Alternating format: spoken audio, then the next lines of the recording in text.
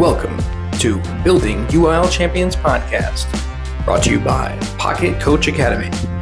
I'm your host, Cody Morris. In this podcast, we look to help coaches, coordinators, and administrators build UIL championship programs.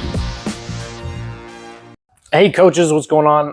I just wanted to share some thoughts this morning, this episode, about a common misconception or myth that a lot of coaches, especially beginning, have when it comes to finding success in UIL.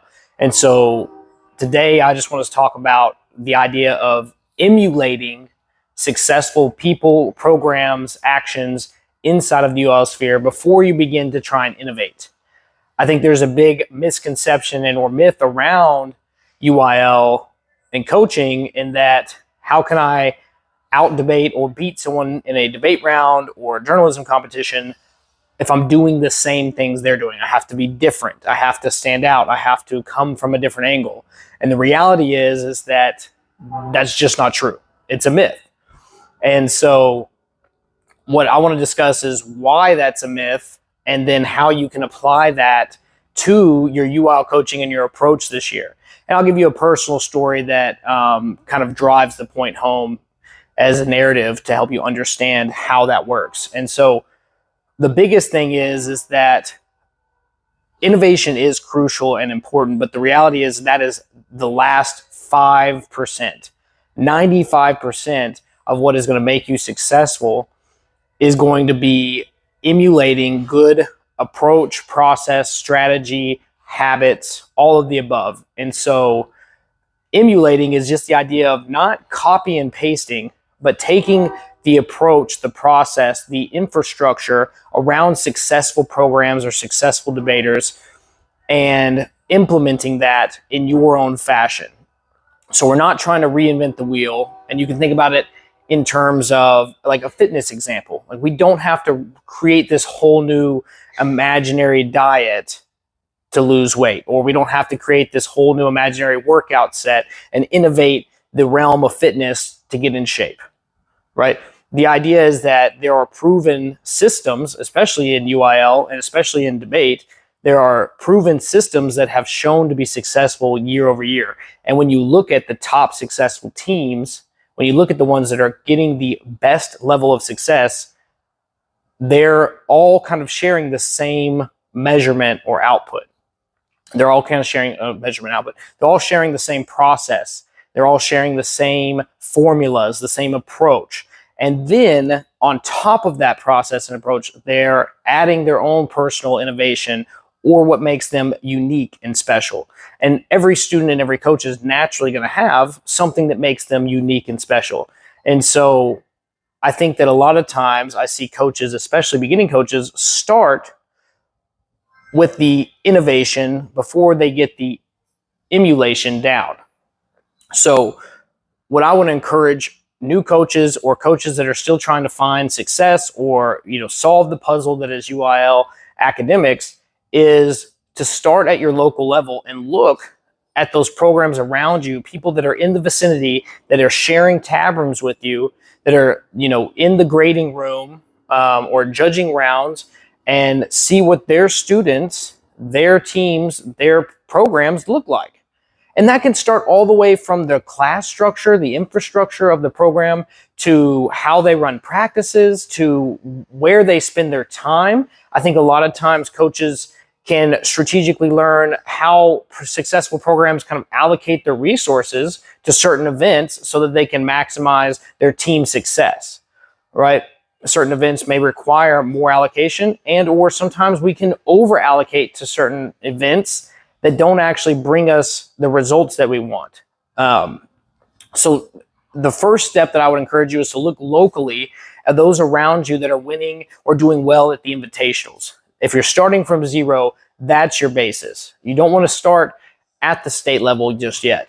Start locally, go into the tab room, look at the paper that won first in the journalism event.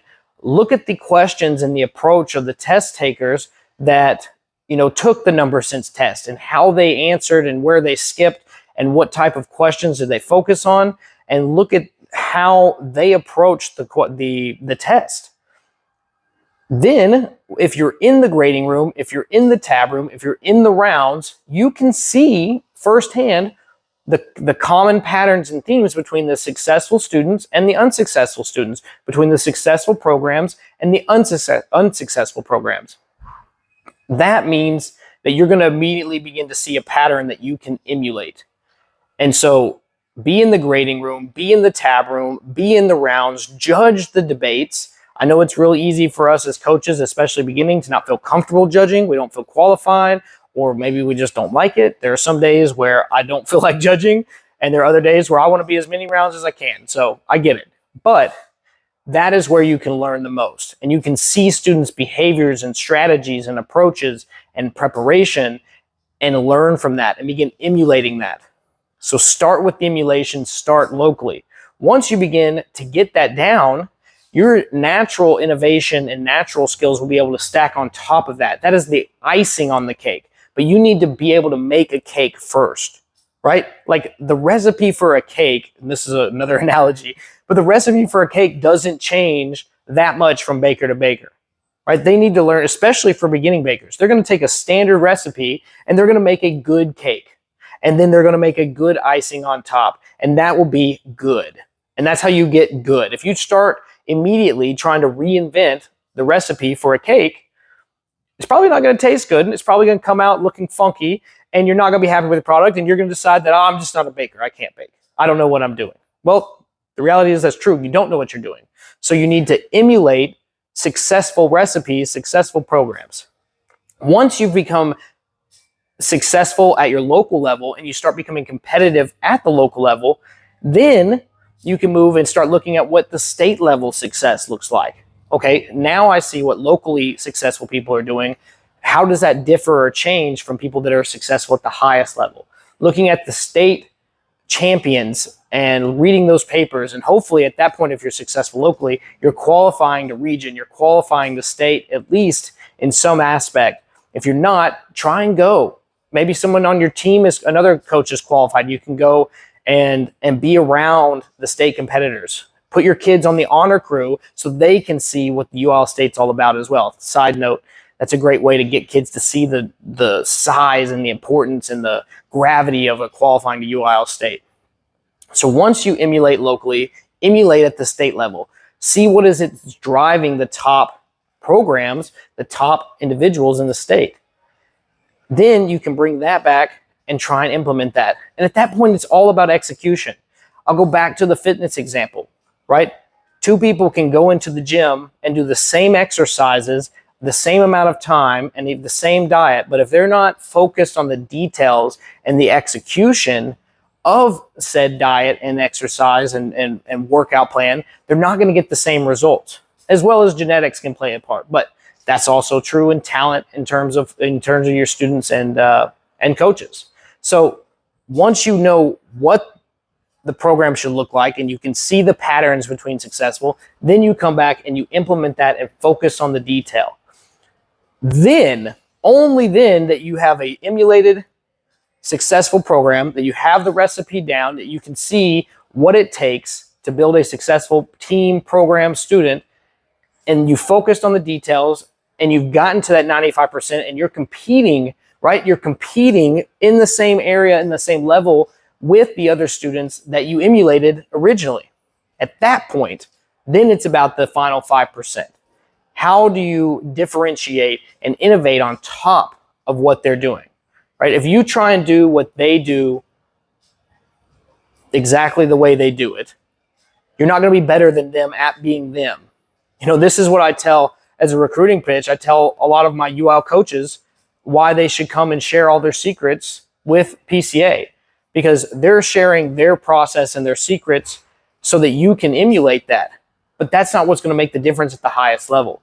Because if you take, our approach and program, that's going to get you 95% of the way there, but it's not going to be the difference maker when you're head to head at the top level. That's where you can begin to use your intelligence, your experience at this point of what you see, and innovate on top of that. And it's the small changes to the recipe that then create a unique experience or a unique approach that makes you different and win the competition, help you win the competition. I go back to the baking recipe example, the baking cake recipe example. If you bake a cake and you get it good, right, and then you come back and you make minor tweaks to the recipe. You're not going to go reinvent the recipe, but you can make minor tweaks, extra egg here, a little bit more heavy cream. Maybe you use some extra vanilla in the recipe. Okay, I'm leaving the realm of knowledge here. But that little change is what would separate you in a cake baking competition, in a cake tasting competition. And so when you come into the debate space, the journalism space, or number sense, it's those little tweaks and advantages that you as an individual already have embedded in you that can make the difference when adding that on top of what it's emulated as a successful program. So the three things I want you to take from this today is, one, start with emulation. Your goal this year, especially if you're new or you haven't found success yet, is to look at what success is doing. Look at the people, especially geographically, what they're doing and how they're approaching the problems, how they're approaching the content, how they're approaching the preparation, and emulate that. Like I said, we don't copy and paste and say every single word that they say and follow them around like a shadow. But the point is to see how their approach and their process, and at a macro level, their attitude towards certain aspects, how they allocate their resources, all those things can get you a foundational level to get started. Once you've emulated that, then you can start looking higher levels and competing at your local tournaments and trying to emulate and innovate on top of that, and then grow to the state level. Like, it has to be a building process. Rome wasn't built in a day, it's a famous phrase. You're not going to achieve any results that are long-term satisfactory, that are big in scale, like a UIL state championship, in a month or in a year, right? And so I'll end this podcast with a personal story. And so I'm going to, pick on my good friends, Rory and JP, but this is a great example of it. Is when I was beginning coaching, I had just started kind of getting my legs underneath me, and we changed districts, and I was in district with Lindell, which, if you know anything about Lindell, right, good, solid UIL academic school that's been around for a long time, especially in the speech and debate world. And so I'm coaching speech and debate, and I'm trying to figure out how can I compete and beat Rory and JP, who I have spent the last years, learning from and emulating. And we didn't win speech team, so I'll clear that up. It was more of a numbers thing. But we did end up having the CX district champion that year, and we did end up having the LD, closing out LD finals, which I'm still very proud of to this day, JP, because I have a large amount of respect for your UIL LD expertise in game and approach. And you can see this year, I think Lindell closed out, they had 2 in semis and then ended up winning state. So they had to beat their own student out of UIL LD semis in 4A, and then they had the student that won that round end up winning state. So obviously a great school, but I had to figure out that the team and the people that I had asked in the local tab rooms and bothered for years and emulated to as much as I could, now I was head to head with them at the district level. And so I had to innovate on top of that to try and find a opportunity, a hole, and now that I had emulated and done the best I could to recreate the success and the amazing program that Lindell High School had, now I could see where I could add value or potentially gain an advantage with the students that I had and with my expertise or approach. And so once you get to the point where you have a successful and emulated program, then it all of a sudden becomes open to see the holes, I say holes, but to see the opportunities that you can provide value into. You have unique skills and attributes that others don't have. And your students will have different skills and attributes and have unique approaches that'll give them advantages when applied correctly. But that is the 5%. That's not the 95%. The 95% is getting the foundation, repetitions inside of that process and approach, and then practice. And then when you get into that round and you're in the district, championship against the people that you emulated, you're going to be able to make those coaching moves to potentially win those rounds. And so that was still one of the moments, like I said, I pick on Rory and JP, but that was one of the moments where I felt like I had crossed over into a new realm, because not only had I emulated them and had success, but then when going head to head, I had learned how to innovate so that we could win against the people that I had held to high regard in a head to head fashion. And so if you take anything from this, I want you to take those three things. Emulate before you innovate. Look locally first. Focus on small wins in your local tournaments. How can I beat the people geographically around me? Once you can do that, then you can focus on the state level. Sometimes there are people like Lindale High School down the road from me that are super competitive at the state level. So you can almost kill two birds with one stone in that aspect. So if you need any help, I say that, and I don't necessarily say that just because, Pocket Coach Academy is the only way to do this. You can absolutely go out and grind, but there's a huge gap in terms of knowledge and resources and support for new coaches and even existing coaches, honestly, that we're having to work extra hard, or we're not finding the resources and knowledge that we need to be successful. And so it either takes a overly elongated track to learn what you need. It took me 5+ years before I even found a little bit of success in coaching speech debate. Or you quit because you can't find it. You don't have the support, or you're stressed, right? As a new coach now you're coaching 7 events and you've got all these kids and expectations, and now you're burned out and stressed by the end of the year, and it comes to nationals and you don't even want to listen to an extemp speech to prep for nationals or state, because you've been working so hard for so long all year that you just don't have anything in the tank. PCA is here to alleviate that, to provide you with resources to help you maximize your abilities and tools to help you leverage your time. So if you're interested in learning how we can support UIL programs, please just go to pocketcoachacademy.com and click on the UIL resources link, and there's a whole video explaining it. And then if you have more questions, you can always book a call with me.